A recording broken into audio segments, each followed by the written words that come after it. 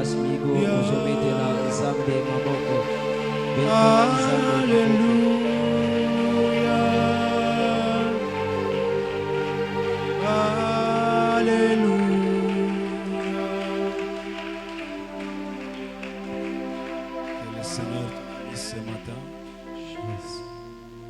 Que le Seigneur te fasse du bien ce matin.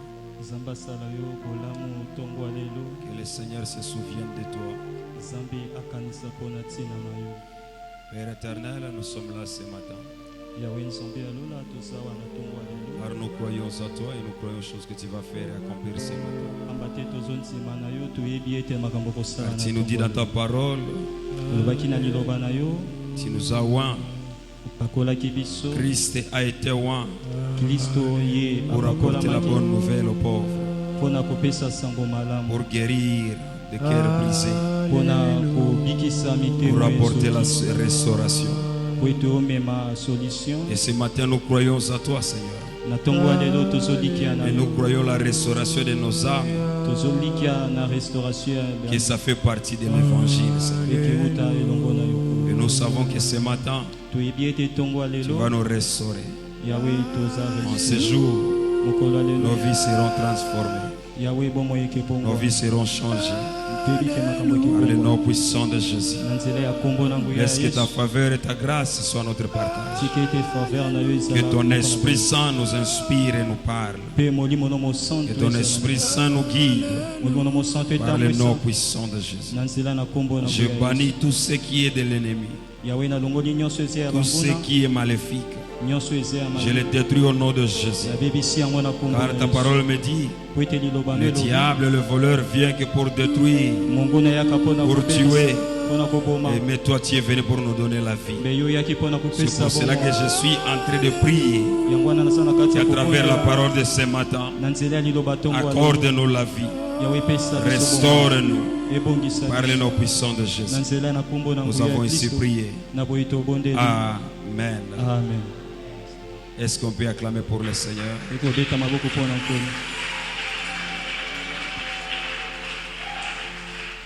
Alléluia. J'aimerais que tu puisses saluer 5 personnes. Dis-le que toi tu es le membre de ma famille.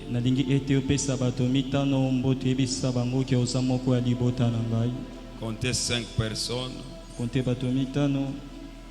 que toi tu es le membre de ma famille. Toi tu es le membre de ma famille. Est-ce qu'il y a quelqu'un qui vient de trouver le membre de sa famille? Est-ce qu'il y a quelqu'un qui vient de trouver le membre de sa famille? Que le Seigneur nous bénisse. Nous allons prendre nos places.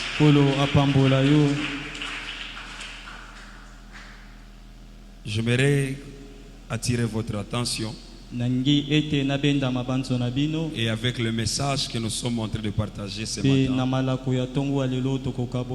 que vous puissiez prendre une bonne note et faire l'examen de conscience.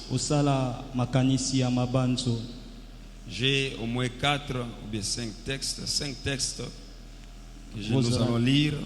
J'aimerais que vous puissiez ouvrir vos Bibles. Vous qui ont des blocs-notes, vous allez prendre note. Notre premier texte, ça se trouve dans Psaume chapitre 147, le verset 3. Psaume chapitre 147, le verset 3. Je lis la parole de Dieu au nom de Jésus-Christ. Non. Tout ce que vous faites. J'aimerais que vous puissiez comprendre bien le message. La Bible me dit ceci. Il guérit ceux qui ont le cœur brisé et il pense leurs blessures, parole du Seigneur. Amen. Deuxième texte, ça se trouve dans Ésaïe chapitre 61. Ésaïe chapitre 61, le verset 1er, la Bible nous dit ceci.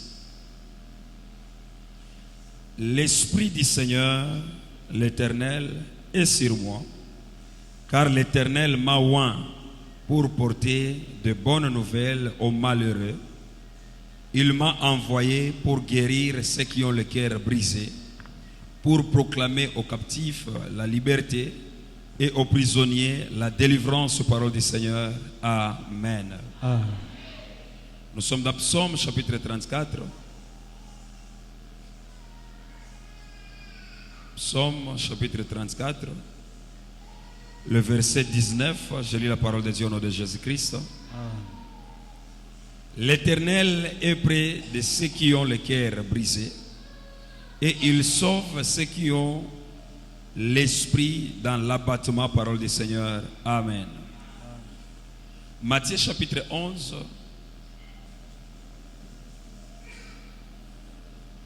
Matthieu chapitre 11, le verset 28. Matthieu chapitre 11, le verset 28. Je lis la parole de Dieu au nom de Jésus-Christ. La Bible nous dit ceci: venez à moi, vous tous qui êtes fatigués et chargés, et je vous donnerai du repos. Parole du Seigneur. Amen. Le dernier texte, ça se trouve dans 1 Pierre.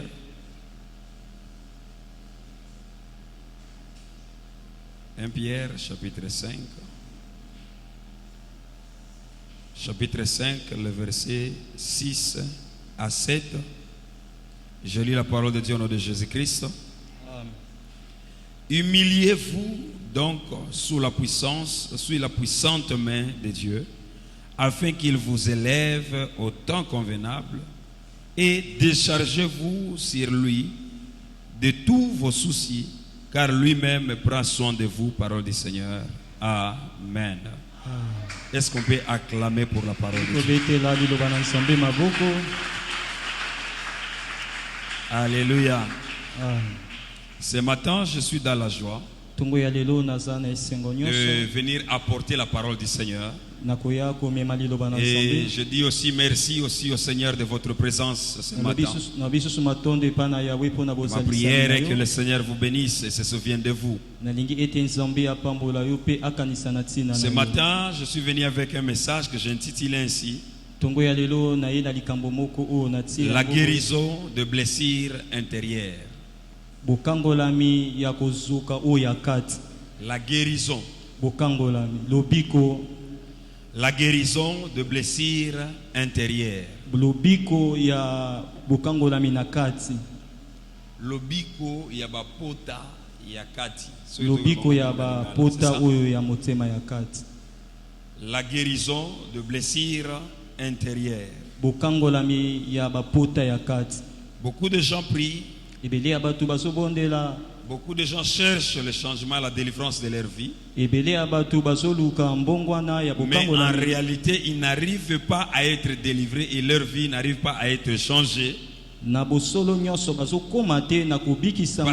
y a certaines choses dans leur vie qui doivent être changées. J'aimerais nous dire ceci: la délivrance ne commence pas à l'extérieur, mais la délivrance commence à l'intérieur. Et il y a beaucoup de gens que le diable sait très bien. Cette personne-là ne peut pas toucher au péché. Cette personne-là ne peut pas toucher à l'impudicité. Et il a fait de son mieux pour lui briser à l'intérieur. Il a fait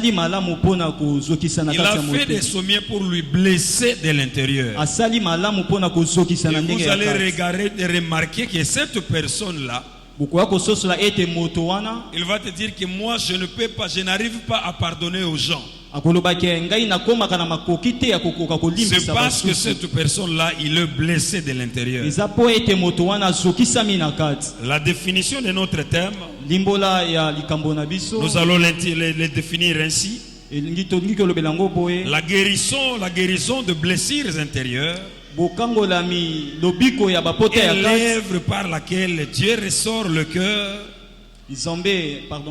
Et laquelle Dieu restaure le cœur, les émotions, la pensée et l'identité d'une personne touchée par des souffrances profondes invisibles. Ce n'est pas la guérison du corps, mais c'est la guérison de l'âme. Quand on parle de la guérison de blessures intérieures, on ne s'entend pas de voir la guérison physique, mais on s'entend de voir la guérison de notre âme, la guérison de notre cœur. Bien-aimé, tu peux être guéri physiquement, mais si ton âme a été affectée, si ton âme a de blessures, ça sera difficile pour toi ici sur la terre. Et quand on parle de blessures intérieures, elle concerne les blessures causées par les rejets. Elle concerne par des causes causées par les abandons, la trahison, l'humiliation. Et vous allez remarquer des gens qui ont été abandonnés. C'est difficile pour eux aussi d'aimer les gens qui sont autour d'eux. Par la définition spirituelle de notre thème, j'aimerais nous dire ceci. Quand on parle de la guérison de blessures intérieures, c'est le processus par lequel Jésus-Christ enlève les douleurs intérieures. Il est en train de nous libérer des amertumes, de la peur. Il est en train de nous restaurer l'identité de l'homme. Et j'aimerais nous parler sur maintenant le blessure intérieur. Ou bien la question qu'on peut se poser, c'est quoi? Au juste, c'est quoi le blessure intérieur? Et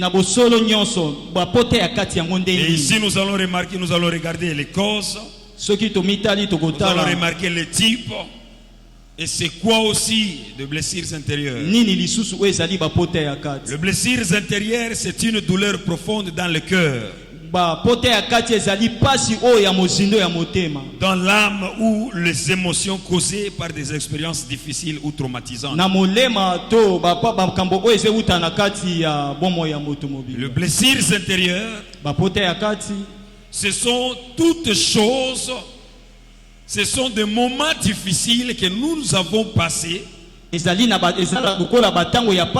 ont traumatisés, qui ont touché notre cœur, qui ont affecté nos émotions, jusqu'à ce que d'arriver à commencer à impacter notre vie extérieure. Le plaisir intérieur, il ne se voit pas extérieurement. Le blessure intérieur, elle ne se voit pas extérieurement, mais elle se fait souffrir à l'intérieur. Vous allez remarquer une personne, elle est belle. Une personne est belle. Une personne est bien vêtue. Mais quand vous allez remarquer dans son cœur, il y a toujours de mauvaises choses qui se passent à l'intérieur de lui. Une personne qui a des blessures intérieures, vous allez voir physiquement elle est bonne, mais son intérieur, elle est en train de passer dans des moments difficiles. Son intérieur, il y a des choses qui lui ont choqué sa vie. Les types de blessures intérieures. Le blessure intérieure touche profondément l'âme et influence notre manière même de penser. Vous allez remarquer des gens qui sont blessés intérieurement. Leur manière de penser, leur manière de vivre, leur manière même d'aimer. Ils vont te dire que ngai nazalaka na kokaka kolinga batute. Pourquoi? C'est parce qu'il y a d'abord moko asana mutu kolinga yete. Ndio. Azokaki na kati ya motema na ye. Okoloba mutu oyo asa malamu. okotala mwasi oyo aza kitoko mais asa infidèle. Pourquoi asa infidèle? C'est parce que asa na bapota na kati ya motema na ye. Et vous allez lui poser la question et il va te dire ceci: je ne le fais pas parce que j'aime, mais je le fais pour payer. Nazo futi sa batu moko, il faut que batu ba futa makamu oyo nyoso ngai na lekela ki mona kati. Toso kana malamu. Alors j'aimerais nous dire ceci, bien aimé: jamais tu ne peux pas vivre. Tu ne peux pas vivre et répandre la vie de Christ si tu n'as pas été guéri dans l'intérieur. La première des choses, la première blessure, c'est le blessure de rejet. Pardon. Le blessure de rejet. Kubwaki sama, pota ya batu babwaki samaki. Ozomona mutu asokola. Na kokola na ye baboti na ye baso considérer yete batu nyoso basa pembeni na ye baso sala nini baso benga na ye. La personne se sent non désirée, non acceptée, mis à l'écart des autres personnes. Moto oyo aza komikuta ke alingami tembe batie pe na mopanzi epa ya batu. Les rejets, vous allez poser des questions aux gens. Ndio kotuna mitune pa. La personne elle va te dire moto wana koloba ngai na se sentira ke batu balingaka ngai te. C'est parce que cette personne-là sache très bien qu'en elle, personne ne l'aime pas. Et parce que personne ne l'aime pas, elle-même, elle va commencer à sentir que c'est ça. Le blessure du rejet. Les origines, ça vient des rejets familial ou parental. Wana naso insister na baboti langage nini oyebisaka mwana na yo bokolinganga ite lelo na yebi ndio mena sana posa oba na komitu na pe omona esika nini vi na yo zotambola malamu te par rapport à message ya tongo lelo parce que même si okosambela ndeni ni mesoki osana posa na motema na yo osana pota na motema na yo yebango malamu ekozala difficile nzambe ya pambola yo. Allô? Ce sont des personnes qui fréquentent l'église, mais ils sont en train de se rappeler des paroles que leurs parents les avaient dit. Moboti asa capable de koyebisa mwana na ye yo za zobo za kamayele te. Yebango malamu ke mwana wana même na classe akobanda koyeba ke yaza mayele te. Ndio. Pourquoi? Parce que yo moboti ozo finga mwana na yo. Ozo blessé molema motema ya mwana na yo na tangu ye aso tambola aso se rappeler maloba oyo baboti na ye ba yebisaka ye. Les rejets familiales. Qu'est-ce que tu parles à tes enfants? Nini oyo lobaka na bana na yo. Mama loba nini ebimaka na munoko na yo. Tu es là en train de discriminer tes enfants. Uzawana na kati ya kubuka bana. Ozalaki na posa ya kobota mwana mobali nzambe apesi yo mwana mwasi. Et maintenant mwana sokola yo bani ko finga yo zakaka oza inutile yo ko songane loko moko te soki tan nzambe apesa ngai mwana mobali. J'aimerais te dire tangu mwasi na mwasi asoyo ka maloba ya bongo akomi discriminer pe ye moko bana komi mona sana tina te akobana komi tia pembeni azomi benda. Allô? Alléluia. Les rejets, la blessure des rejets. Quand on est en train d'arriver dans une dimension de commencer à se comparer avec les autres. Tu es en train de regarder tes enfants. Ou apprécier que bana na yote. Mais bana va voisin. Yo ozalaka mayele te ozomona mwana ya kingani lokola yaza. J'aimerais te dire asa mwana na ye, asa mwana na yote. Soki yo o apprécier bana na yote, muto ko apprécier mwana na yo akozala te. Ndio. Oh. Soki yo osomona mwana na yo asa mayele te, muto akomona mayele ya mwana na yo azate soki za yote. Nazo tuna mutuna, combien de fois yo apprécier ka mwana na yo? Oh. Combien de fois oyebisaka mwana na yo merci? Metango tindi ngai mwana libanda ozobisa ngai merci. Mais mwana na yo somona sa droit et obligatoire. Soki alingi akoki ko kende te. Mais à ce qui n'est pas un respect. À ce qui n'est pas ce qu'il y a nasuka yebisa merci. Ndio. Na soki ya keite yo kosala nini? Église, est-ce que vous avez tout soka ngamalam? Na solo banabiso nyoso bien-aimé. To yeba ko bauti ko boko la bana na biso. Apprenons à bien prendre soin de nos enfants. C'est l'une des choses que j'ai remarqué ici à Kinkole. Et à chaque fois quand je parle avec des gens, je remarque que des gens, ils n'ont pas besoin même qu'on puisse prier pour eux, mais ils ont seulement besoin qu'on puisse les considérer.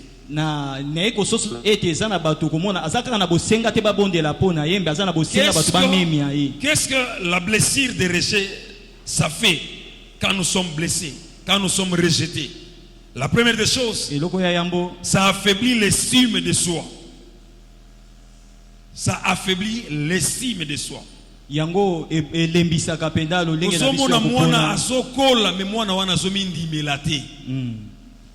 Oh.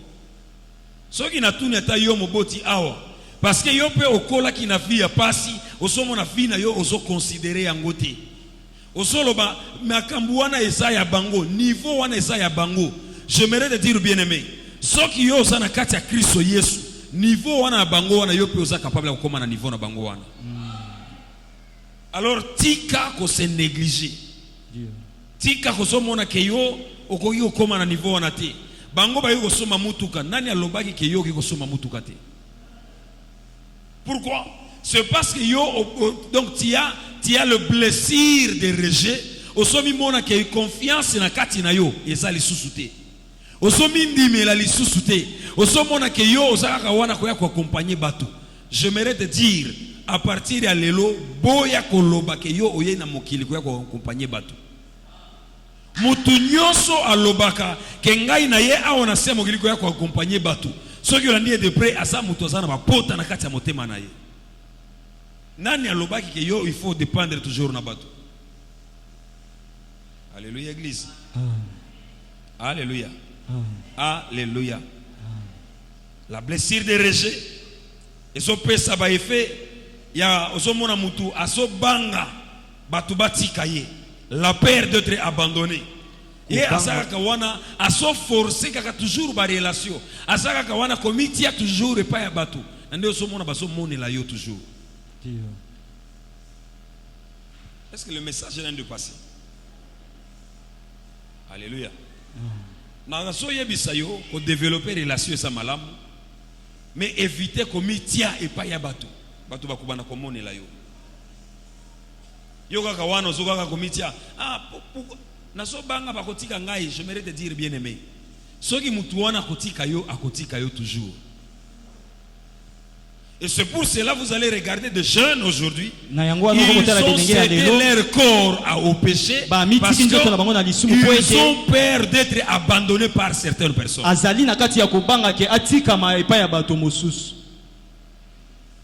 Même si tu sais de ton corps, si cette personne-là est destinée à t'abandonner, elle va t'abandonner.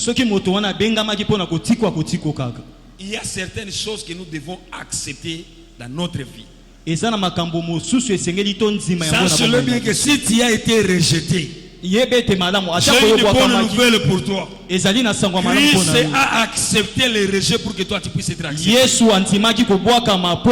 Alors j'aimerais te dire, bien-aimé, Jésus-Christ, il est capable de te guérir le procès du rejet. Si tu mets tous tes pieds en Jésus-Christ, il va disponibiliser les cœurs des hommes et des femmes pour t'accepter. Alors arrêtez d'avoir peur. Car la Bible nous dit ceci, il ne nous a pas donné l'esprit de peur, mais il nous a donné l'esprit de force. J'aimerais t'encourager, bien-aimé, apprenons à nous tenir debout et à accepter des circonstances telles qu'elles se présentent devant nous. La deuxième des choses, la blessure d'abandon. La blessure d'abandon.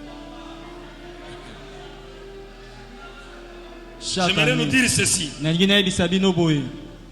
Bana bakanga matoi. Na makambu ya semi ezalaka makambu ya accidenté.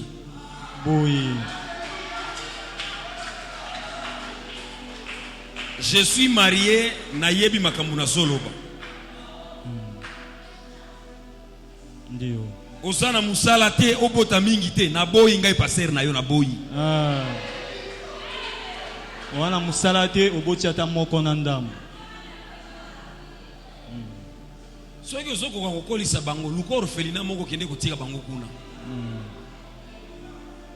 Osaka kawana mikolo nyoso. Vie komi pasi na zolu kambongo na leisa bana. Okolesa bango nde nini? Mwasi na yo sana sema. Pe bazola na lako ba escalier kaboui. Et bien sa voisin, il faut changer.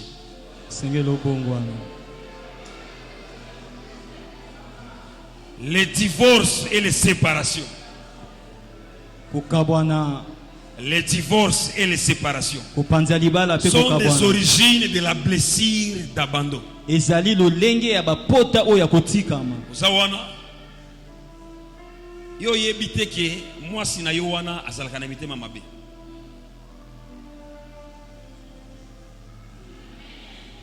Rio ndema kamona mingi na uti komona nina Kinshasa. Epa na biso na zamba kuna na mboka biso makambo ba fiançailles ya ba 5 ans ezalaka te.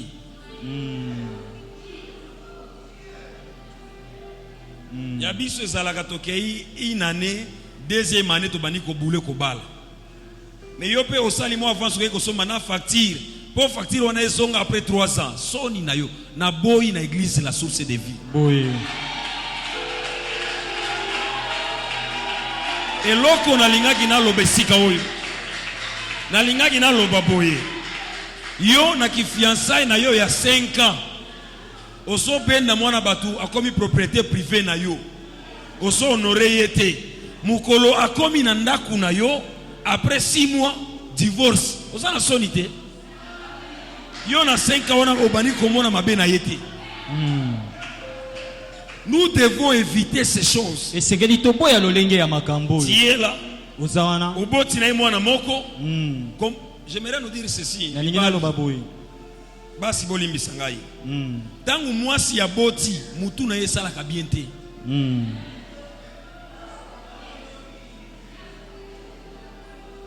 Ba maman bolimbisa mais ça vérité. Et maintenant il faut mobali na ye asunga ye pour que mutu na ye zonga normal. Bongo. Et maintenant na bisaleli na ye wana ya mabe, il faut supporter ye bongo. Oyoki. Et maintenant tango mani komona, soka nde omoni papa passer osako, soka mosi na nga sala ka impoli. Oyeba ki teke sala ka impoli. Na 6 ans wana. Soki mwasi azana zemi aboti, azalaka na munoko ya mabe makasi. Koleka. That's why eloko wana il faut bokola nango. Et maintenant yo bani ko boule kaka na be na bwala ki mabe. Obani ko divorcer. Bana na yo ba konyokwa. Les enfants ils vont souffrir. Bana ba konyokwa ma. Tes enfants bana vont souffrir. Ba konyokwa ma. Na eloko wana esoya na ba effet ya kokotisa kobanga na kati ya motema. Osomona mutu asomi benda ka pembeni. Même si esokota église, mais okomona jamais ça na ba camarade na kati ya église. Bani oganga ganga lisusu.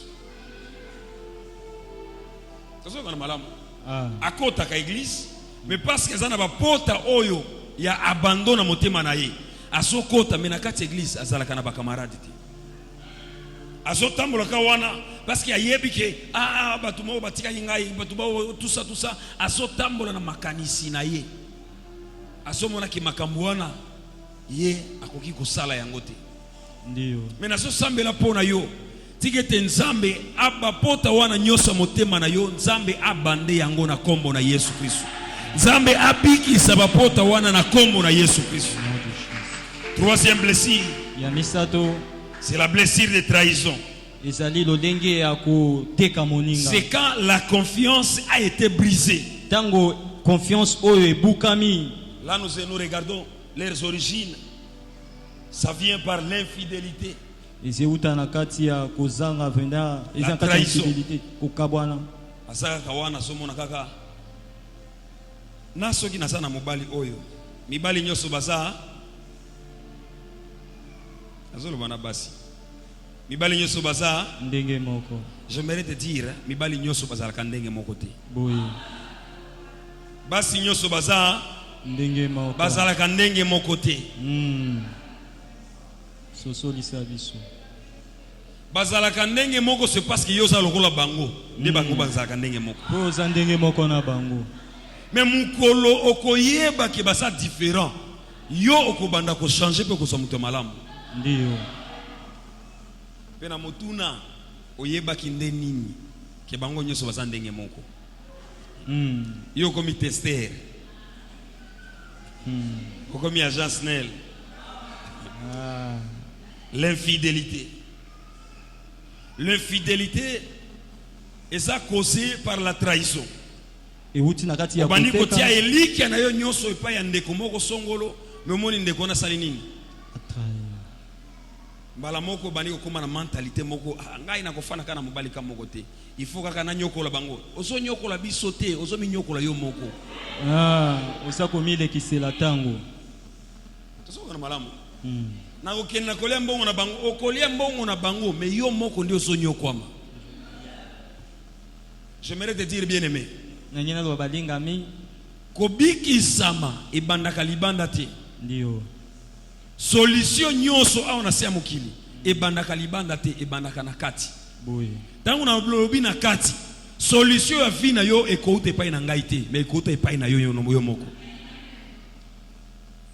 Ozana posa mutu aza fidèle, banda kozala fidèle. Ndio. Mais yo d'abord moko aza fidèle te. Lolenge nini kozwa mutu aza fidèle. Les mensonges graves. Lokuta. Yo saka kawana. Ba prophète.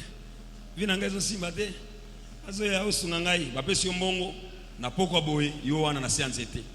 Mbongo euti na église. Okosi bana balingi bala lanzala, ba yokeli yo mawa. Okaboli okiye ko melango masanga. Lokuta. Tiela ozawana ozo fana na ndeko, bozo solola, bozo planifier mariage. Zoka nde yo na mususu zakana ye kuna na kwena, kwenkuna. Le mensonge. Lokuta. Tiela ozawana ozo tambola, ozo luka musala, mais ozo kosa yeba ngo malamu mukolo toko yeba solo, toko pusa na supembeni na yote. Yo. Allo. La trahison. Mutu nyoso alobaka lukuta, asa mutu azo trahir ndeko na eza pembeni na ye. Ndiyo. Abani ko seka akangie longi. Lukuta. Yebi sa voisin na yo, le mensonge. Lukuta. Lelo tokomi batu moko totondika na eloko wana. Soki na kosi te frère, na kolia ndeni, il faut que na kosa ye pour que na beta boule. Eza le sous mensonge te comme une boule. Biso bakinoa. Faut que na kina beta ye mo bor moko wana. Pona bimisae. C'est un péché. Ezali soum. Ça c'est le bien que mukolo toko yeba. Toko fongoyo le supporter te. Oui. Lelo so mitika la yo moko c'est parce que bandi kokosa. Le problème ce n'est pas les autres mais c'est le problème aussi c'est toi aussi.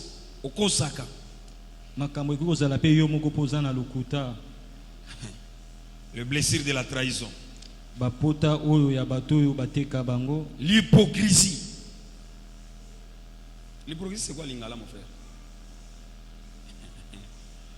Hypocrisie c'est na lingala. Bon selon ngai eza nazo misala liboso na yo na sala mosantu wa réaliser mosantu te. Tozoko na malamu. Eso ina lobi ngai ozo ni mbala moko. Eza yo ozo misala mosantu wa réalité ozaka mosantu te. Ndiyo. C'est ça l'hypocrisie. Et puis ozo loba ngai nazo sala ka oyo pour que na batela ye. Nazo sala ngo pour que na bala. Yeba ngo malamu na kati ya libala mokolo ko yeba vérité bako benga na yo. Ndiyo. L'hypocrisie. Les hypocrites, ça va ouvrir la porte à la blessure de la trahison. Et que fongola bikuke ya ba trahison. Quand il y a un hypocrite, sache-le bien que oso trahir mutoza liboso na yo. Ndiyo. kozala sembo liboso ya bato ezosenga yo nini. Oh. Quatrième des choses, la blessure de l'humiliation. Bapota oyo ya soni. C'est là où maintenant osomona bato mosusu bango bazalaka na ne babenga ngoni l'esprit d'infériorité ou bien l'esprit de supériorité. Complexe, ce que tu veux dire, mais ça toujours qu'en français. Azaka kawana, azo se sentir toujours aux ala rabaisser. Aza mutu ya soni, mutu aza diminue. O azo tambola parce que azokaki, ba yoki saki ye soni, na soni wana bali ko tambola na yango. Azo tambola na soni wana. Ye moko azo sentir eza makambo ezo te pa batute. Ngai na beti yo libakumbala moko. Yo lobby après lobby zo continue ko sala nini kotambola kana eloko wana ebandi ko fana na motema na yo. L'humiliation, leurs origines ce sont les insultes. Maman ma finga, papa zo finga na lokola mwasi. Et vous trouvez ça normal? Dango zo finga na bongo, sachez-le bien que koza eloko moko ozo lona na kati ya motema ndeko wana zo finga. Les moqueries en public,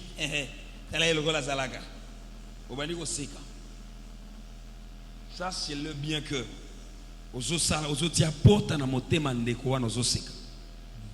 nous sommes des enfants de Dieu. Nous sommes appelés à respecter toutes les personnes qui sont autour de nous. Nous sommes appelés à aimer les gens comme ils sont autour de nous. Les songi, ça amène aussi l'humiliation. Des critiques destructrices. Les habits, les verbes de parler.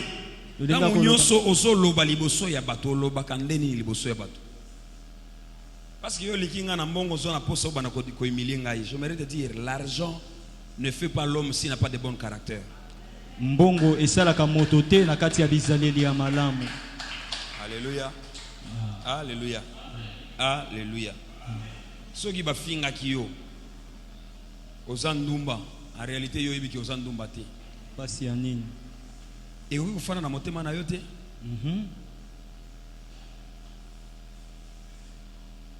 Mais les loso tambola ngai ba yozo bagana zaka ndumba. Yeba ngoma la ngonga nyoso ko bana ko kanisa yangu ndi makambo ko bana ko komela yo. Changer mentalité na yo. Changer façon na yo comme on est la makambo. Les effets de la blessure d'humiliation. Ezo ya na soni oyo ezo persister. Soni ezo umila. La honte persistante. Soni erumelaka. Ndio somo na mutu afana katikati ya baninga na yete. Parce que yemo kwa zolo bangai nazo sentir que on est sa place na ngai te. Je mérite te dire. Obengami kozala mokonzi. Ndio. Biblia epesi biso 3 kombo oyo na ko citer d'abord sikoyo. Et yebisi biso toza minda ya mokili. Minda batiaka ngwapi? Na mesa likolo. Pardon? Likolo ya mesa. Likolo ya mesa. En d'autres termes, minda batiaka ngwapi? Likolo. Et maintenant pourquoi yo zombi kitisa? Biblia elobi tozaba mungwa ya mokili. Yebango malamu esika nyoso yo kozala, il faut opesa gu ya malamu. Ndio. Soki yo ozana bomoi, ya solo baboti na yo babota ki yo na accident, mais epa ya nzambe za accidenté. J'aimerais te dire, obotama ki awa na se ya mokili koya ko apporter solution na esika yo oza. Oza awa koya ko apporter solution na génération na yo. Alors Satan a yebi malamu, il faut azoki sa motema na yo pour que on se sentir à l'aise c'était ici qu'il faut usala. L'humiliation. Ozaga na soni ozomona ke makambo wana ngai na kokoma te. Biblia ezopesa biso ke tozaba nzambe. Nous sommes des dieux. Tozali ba nzambe. Est-ce que nzambe akiko sala lokolo yo salaka? Deuxième des choses, les sentiments inférieurs, la timidité, des difficultés à s'exprimer. Ozomona mutu akoka koloba liboso ya bato ngana zalaka na soni eza sonité en réalité oso yokande soni ya koloba liboso parce que yebi ki batu bakondima yote. Pourquoi? C'est parce que tu es blessé à l'intérieur de toi. Na blessure ya humiliation wana ekotika yo kende mosika te. Oyebi kosala musala mais pour que oyeba oloba ke oyebi kosala musala okokoka koloba ngo liboso ya batu te. Pourquoi? Parce que ozo sentir que oza humilié. Dieu soma na mutu wana zotambola ngani ngai nazalaka humble. Oza humble te. Oza na bapota na motema na yo nezo permettre yo okoka koloba makambo na yo te. Il y a d'autres choses. Ça ne demande pas la prière, mais ça demande l'expression.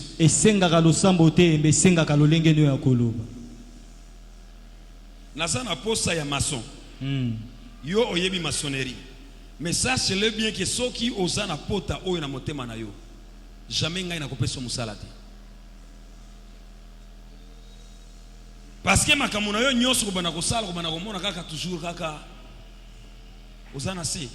Olingi o s'exprimer liboso so yoka obandi ko banga koloba liboso ya bato. Pourquoi? Parce que osana pota wana na motema na yo. Mais le samo na ngai na tongo alelo Nzambe abiki saba pota wana nyoso na kombo na Yesu Kristo. Nzambe abiki saba pota wana nyoso na kombo na Yesu Kristo. Nzambe apesa yo makasi ya koyeba ko telema ya koloba liboso ya bato. La blessure d'injustice bapota ya kokata makambo desa mingi na mboka na biso lelo soki yo ozana mbongo te bako considérer yo te ti yo bandi koloba makambo wana eza makambo ya batu ya mbongo. J'aimerais te dire, nous avons un Dieu qui est juste. Nous avons un Dieu qui nous justifie. Quand tu lui fais confiance, il va te justifier. Alors fais confiance à Dieu. La Bible nous dit que Jésus-Christ, il est assis à la droite du Père, il est en train d'intercéder en notre faveur. Jésus lui-même, il a dit, je vais vous envoyer une personne qui va vous aider, c'est l'Esprit Saint. L'Esprit de Dieu va vous enseigner. Il va intercéder avec vous. Par rapport à l'injustice, c'est le sentiment d'avoir été traité de manière injuste ou incomprise devant les gens.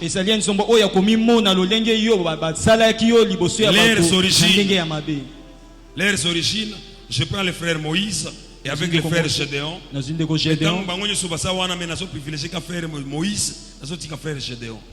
Frère Gédéon a se sentir que yé bayo kakayete, yé balinga kayete, et maintenant pourquoi? Parce que asomona makamozo le kaliboso liboso na ye. L'injustice, les accusations fausses,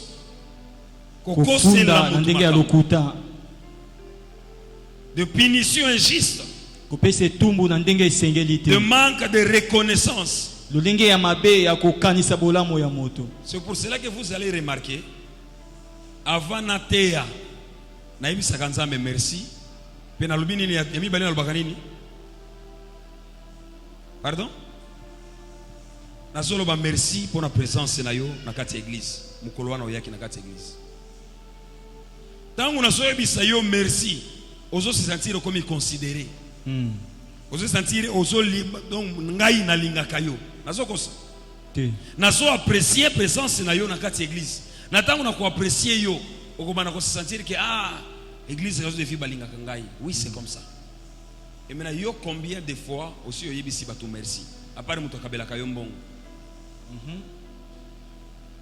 Papa combien de fois yo yebisa ka maman merci. Ou bien isa droit na yo. Maman, combien de fois yo yebisa papa merci. Ou bien isa droit na yo. Est-ce que ça a droit na yo?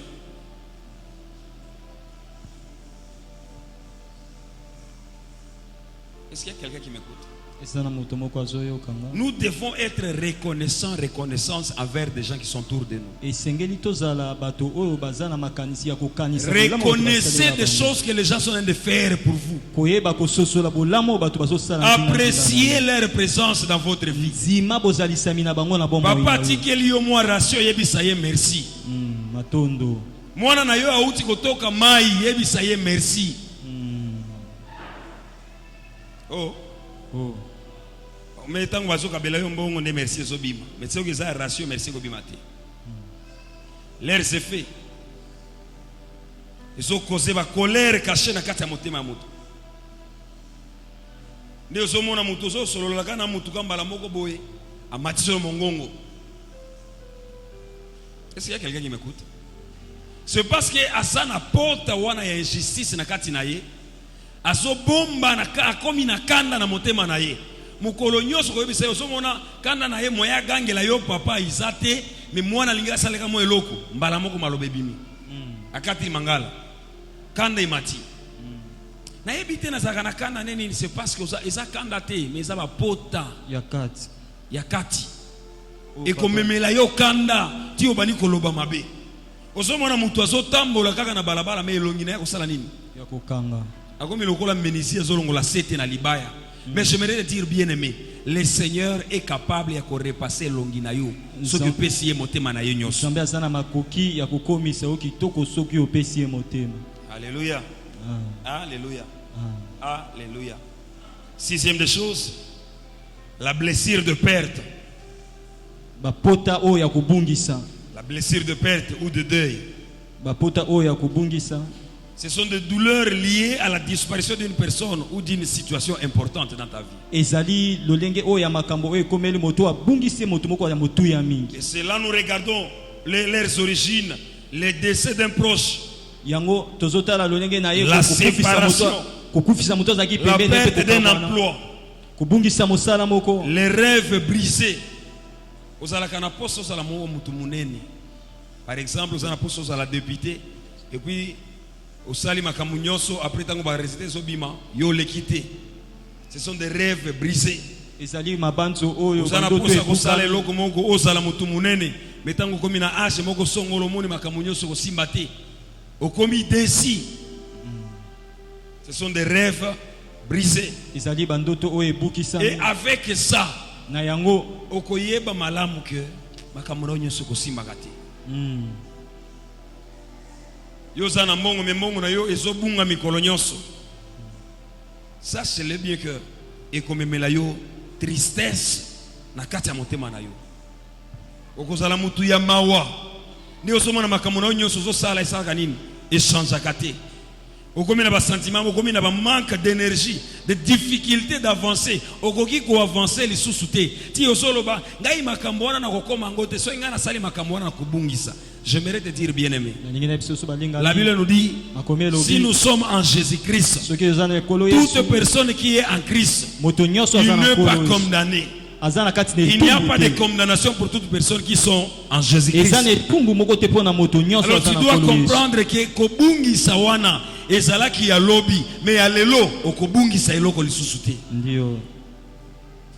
Alléluia. Alléluia. Biblia lobby epesaki biso molimo ya makasi eza molimo ya kobanga te. Alors Satan ayebi malamu tango kotelema okokota na ndaku wana okokota na musala wana vina yonso kutambola malamu mais ozobanga ozomona ki makambo na yonso kusala ima malamu te. J'aimerais t'encourager bien aimé. Ces blessures là et bandaki na pota mais c'est possible pota wana ekauka. C'est possible. C'est possible. Septième des choses, la blessure de culpabilité et de honte. Se sentir indigne ou condamné par son passé. Uzana kati ya komimona ke na pesa mi etumbu na mpona makambo na ngo eleka. Uzawana makambo na yo nyoso sala yango na passé. Obomaki mutu, osala ki kindumba, olongola ki bazemi. Si ya solo senga kinzambe bolimbisi, ebango mala makambo wana nyoso sili déjà. Alléluia. Alléluia. Les origines de fautes personnelles. Ozalaki kuluna, ozokisaki batu. Mais lelo so sambela lelo comme passeur, mais ba pota wana ezofanda ka toujours na kati ya motema na yo. Ezosonga toujours. Ezo rappeler talo salaki boye. Jamais j'aimerais te dire, ce que ozala kati ya Kristo Yesu c'est possible ozala na kimia ya motema. Alléluia. Alléluia. Ba échec na kati ya vie na yo eza suka ya vite. Ndio. Obani ko sala makambo makambo nyonso sala ka simba kate. C'est parce que tu as de blessures de culpabilité. Yo mokozo c'est condamné. Oyebi malamu ki même si ozo teka ekosimba te. Yebango malamu ekosimba te. J'aimerais te dire ceci. Tika ko se condamné.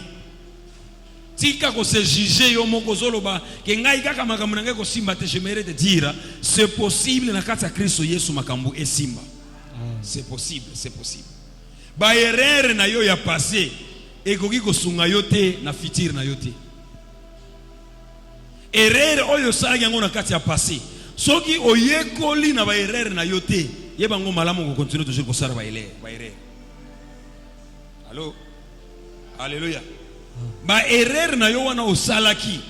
Zwa yango loko la classe pendima yango avancer. De osomona mutu moko parce que ayebi yo ndeza ba ife nango wana ekomi manipulation. Ayebi malamu ke yo oza femme mariée okendaki okutana na ye akobana ko intimider yo soki olingite na soki ne koyebisa mobali na yo.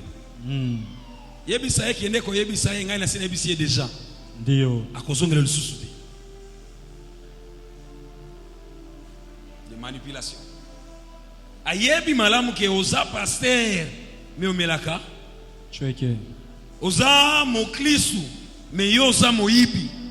Et ayebi yo malamu akobana ko manipuler na eloko wana osalaki. Mais je mérite te dire bien aimé. Yeba ko fongola monoko na yo, yeba ko fongola motema na yo liboso ya Nzambe. Oyebisa Nzambe alimbisa yo. Na soki eza mobali na yo kende ko réparer na mobali na yo. Pour que bato baba na ko manipuler lisusu te. Alléluia église. Alléluia. L'air se fait. Auto-accusation. Des difficultés à se pardonner. Il y a des sentiments indignes. Des sabotages de sa propre réussite. Yo mokosomo na vie na yo makambo ya malamu eko bimanakati na yo te. Yo mokosomo na uzana tina te. Mais j'ai une bonne nouvelle, bien-aimé. J'ai une bonne nouvelle pour toi. Aucune blessure n'est incurable pour Dieu. La Bible me dit tout est possible à celui qui croit. Tout est possible à celui qui croit.